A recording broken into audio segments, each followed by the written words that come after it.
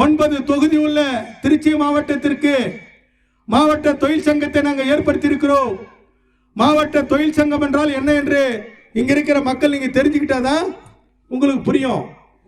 நம் மக்கள் யாரா இருந்தாலும் சரிதான், எந்த சமூகமா இருந்தாலும் சரிதான், கடும்படியான தொழிலாளர்கள், விவசாயிகள், கிணறு வெட்டுபவர்கள், கல் வடிப்பவர்கள், கொத்தனார் வேலை செய்வர்கள், அத்தனை மக்களுக்கும் நலவாரியம் என்ற ஒரு அட்டை நீங்கள் ஒவ்வொரு மனிதன் போட்டால் நாளைக்கு அந்த அட்டை வைத்து நீங்க போவ இடத்தில் ஒரு விபத்து ஏற்பட்டால் மத்திய அரசு மாநில அரசு உங்களுக்கான நிதி கொடுப்பார்கள். அதை உங்களுடைய காப்பீட்டு மாரி இது ஒவ்வொரு மனிதனும் நீங்க தெரிஞ்சுக்கணும். மற்றவங்க போய் ஒரு இடத்துல அடிபட்டு இறந்து போயிட்டாலோ கை கால் முறிவட்டாலோ கவர்மெண்ட் கொடுக்குது. அந்த நிதி நீங்க குடும்பத்துக்கு பயன்பெறும்.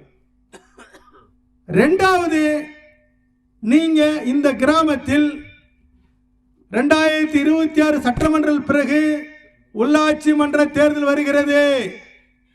உங்களுடைய அதிகாரம் என்றால் என்ன?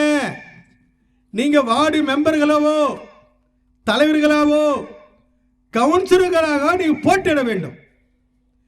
எத்தனை பேர் ஓட்டு போட்டு ஜெயிச்சிருப்பாங்க, டாட்டா காட்டிருப்பாங்க. இனிமேல் உங்க ஓட்டு உங்களுக்கு, நீங்க தீர்மானம் செய்ய வேண்டும்.